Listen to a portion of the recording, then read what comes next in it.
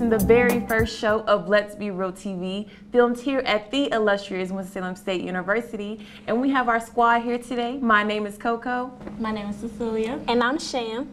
And we have our special guest here today, DopeMusic. What's up, y'all? How y'all doing? Good. How are you? Good, good. I'm Jonathan. And I'm Slade. It's nice to meet you. Nice to meet you as well. How are your guys' day been today? Pretty good, pretty good. Yeah, it's a regular school day. Yeah, it's kind of gloomy outside, so, Yeah. you know. All right, well, yeah, basically, how's this year been for you as far as homecoming, this semester, classes? It's been pretty good. Really, as far as homecoming go and this semester, we really tried to make the most of it. We graduate actually in December, so this really is like it. So we've been trying to make the most out of everything as well as prepare for after we graduate. But homecoming was it was good. Chico Bean came back for the comedy show, and yeah, the comedy show was fun. As most people know, I was in the comedy show, you know, joking around with some of the comedians that they brought in. We had the opportunity to perform also. Any opportunity that we get to perform, we take advantage of it thoroughly, and I enjoyed it thoroughly. Gotcha. So that was your last homecoming performance on the Breezeway. How was that? Man, it was really like, so it actually was our first time performing on the Breezeway. We performed in other venues, but being on the Breezeway was really cool because, you know, that's like the heart of campus, really. Yeah. So it was really nice being there and being the focal point of that. So, and then it was a good time for a lot of people to get to see what we was doing, especially the freshman class as well, because you know, there hadn't really been a time this year where they could fully experience everything that we had to give. So that was really cool. And the fact that it hasn't been done too many times, if any, since I've been here, was really special too. The fact that we were able to be innovative and something that we were able to do. So, yeah, I mean, anytime we get the chance, we try to put on a show, and everybody seemed to enjoy what we were doing. And a lot of people came up to us afterwards and told us how much they love what we did. So that's the best part. You said this was your senior homecoming. Yes. What year would you say was your best homecoming here at State? Okay. Okay. Yeah. All right. Okay. So my favorite one was probably sophomore year. Our sophomore year was probably the best one because I remember we had we won. We was a part of the winning act for Battleground that year, so we had to open up at a homecoming concert. And I remember it was Ty Dolla $ign, YG, and Little Bibby, right? So we got to be backstage and be back there with them. So that was dope. Yeah, it was really cool being a part of that whole process. And then it gave us even more confidence and in our craft to like go out and venture out on in our own craft and everything. So that was really cool. I say one of the best ones was freshman year. You know, just being freshman and being introduced. You know, you get introduced to an environment of, hey, it's homecoming. You never had a college homecoming before. And I got to see one of my main inspirations, Dom Kennedy, get on the stage and do crazy stuff. You know, so I like Dom. Yeah. And they had Ace Hood. Y'all remember that? Yeah, Ace Hood was incredible. And they had August out. I don't know. Freshman would count. We need to bring back those artists from freshman year because this homecoming.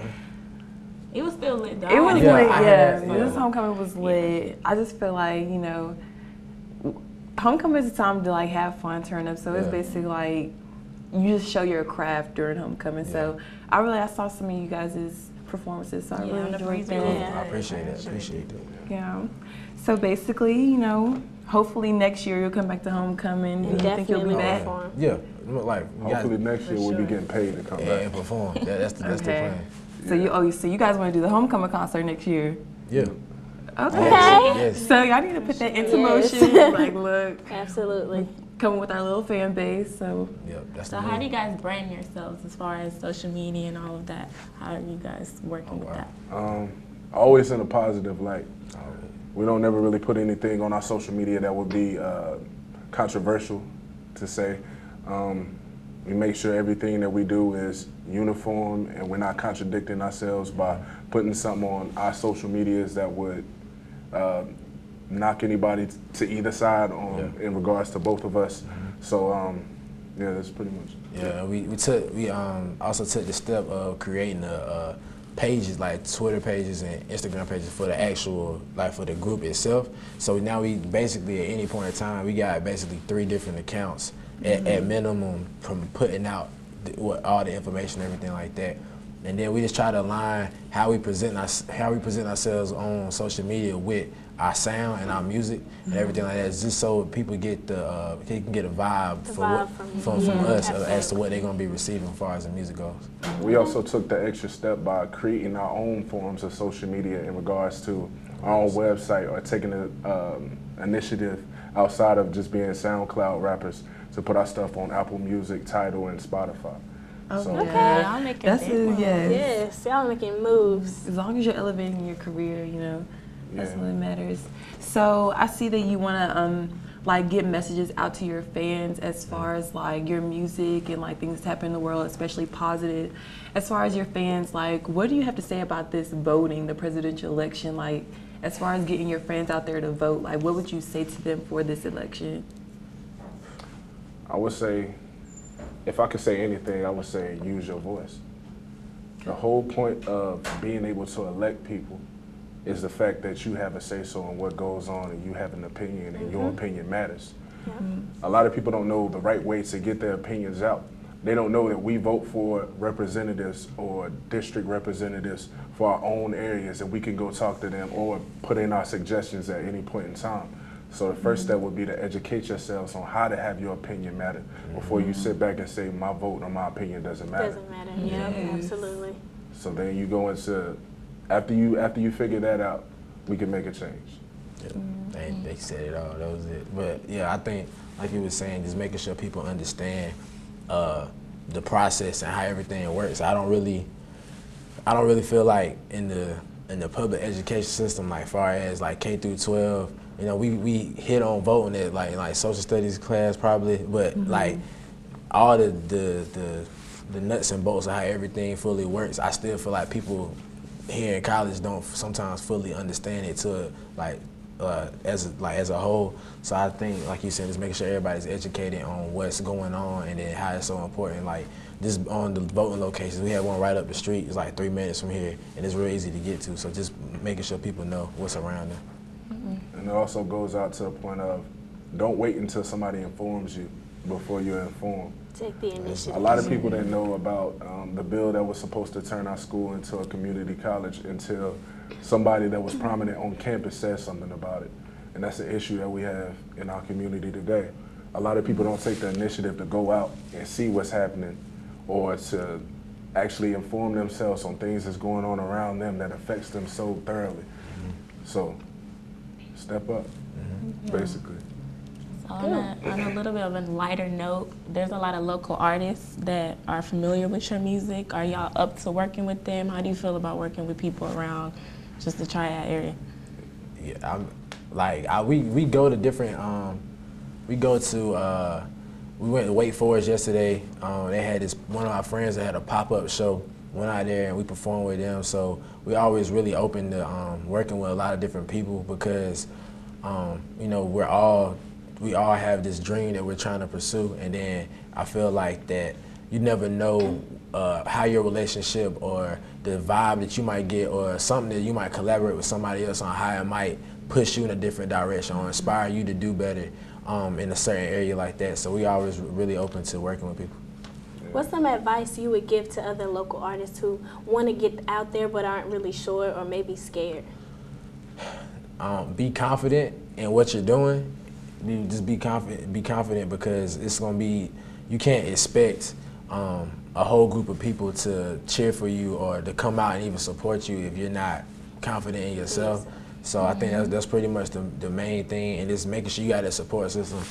This is my support system, this is my boy. So it's like anytime we about to go and perform anywhere, we always had like this little mini coming to Jesus meeting right before. So just making sure you're confident, utilizing different resources around you right here at school.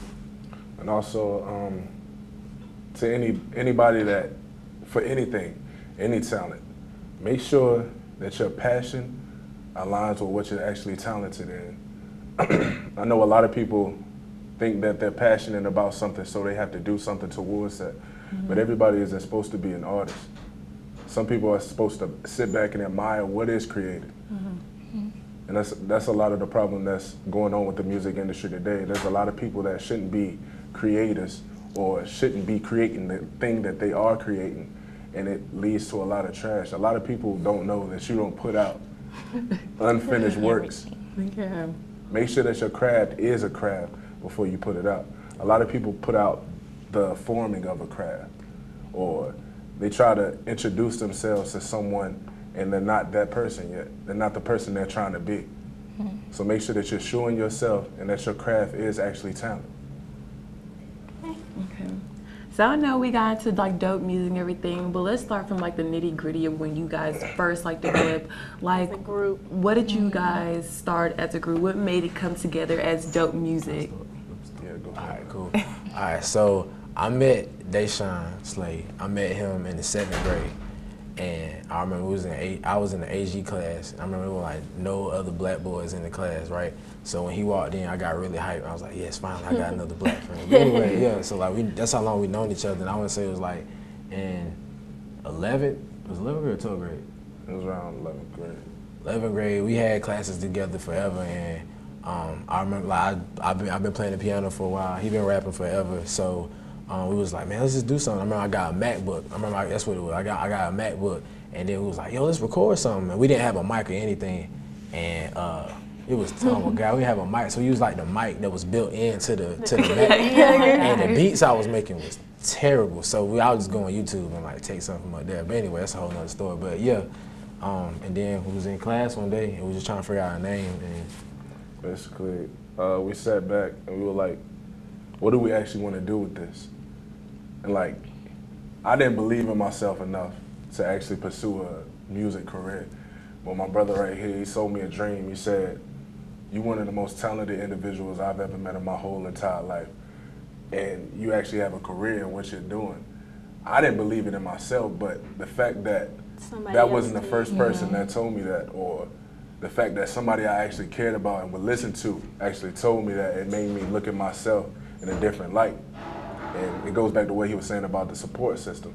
So after we figured that all out and we decided we actually gonna do this, we sat down and we were like, well, what's the name? What are we actually trying to do? Like, do we just want to make music just for fun, or do we want to dominate? And I sat down and I said, I want to dominate practically everything. And I want to make everybody's underestimation seem incorrect consistently. So it goes back to the acronym that is DopeMusic, domination of practically everything, making underestimation seem incorrect consistently. Yeah. Okay. So then we came up with the name and we figured out our next move, like how could we elevate ourselves as people? So we came to Winston-Salem State. That was one of our greatest moves of all time, because we were exposed to so many different things, so many different people that basically loved music. And for the first year, we sat back and we watched for most of it. We were working on our own stuff in our own time, but we sat back and we watched for the most of it, seeing what everybody was doing, seeing what was working. That's a lot of times that's what people don't take the time out to do, to sit back and watch what actually works, or actually analyze the game to see how you play it. So the fact that we did that gave us a large step. So sophomore year, we hit the ground running. Around freshman year, around homecoming time, we put ourselves out there as a group. I think we had like a rap battle / cypher type of thing, and I went out there as a freshman and ate everybody that even stepped before me up.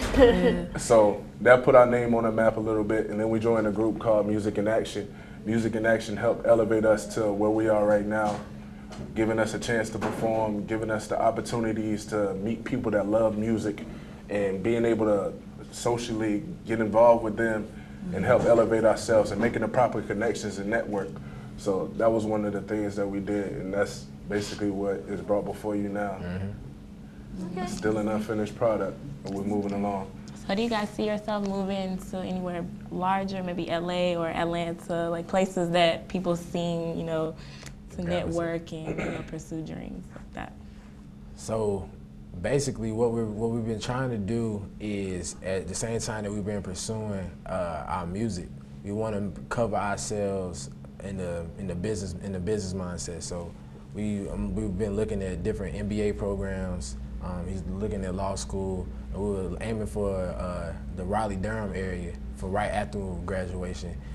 Then after that, I like Atlanta and LA, but I don't really like. I grew up in the country, like really the country. So like being right in the middle of a big city. That's where I'm living at. I don't know if I'm ready for all that yet, but I like those areas. I don't know. Like, you like them joints? Yeah, man. You know, you never know where life will actually take you. Right. But I know for a fact that it's easier to conquer a smaller area than it is a larger area. If you go to an area where it's concentrated with plenty of excellent artists that are being overlooked every day, you're not actually going to get the type of respect that you deserve, because you'll be seen as, oh, it's just another good person. Artist, absolutely. So, All right. Well, wrapping it up, like, where do you see yourself in 5 years, and who do you want to collab with, like, locally and globally? Like, if you had to choose 2 people.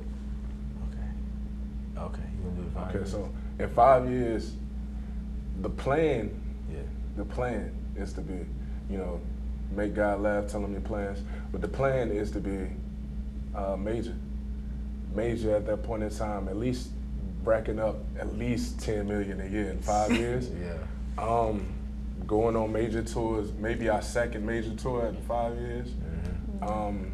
Being exceptional artists, being worked with many different people, conversations and nominations for Grammys and other different awards, stuff like that. And I always really wanted to open up like a studio, like a legitimate studio in our hometown, which is Kinston, North Carolina.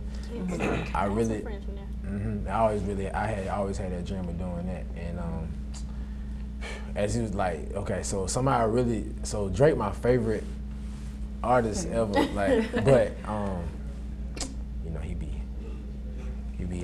taking bars sometimes. So I still like to work with Drake, and I really would love for us to work with J. Cole, like the whole Dreamville, Dreamville crew, Boz, all of them.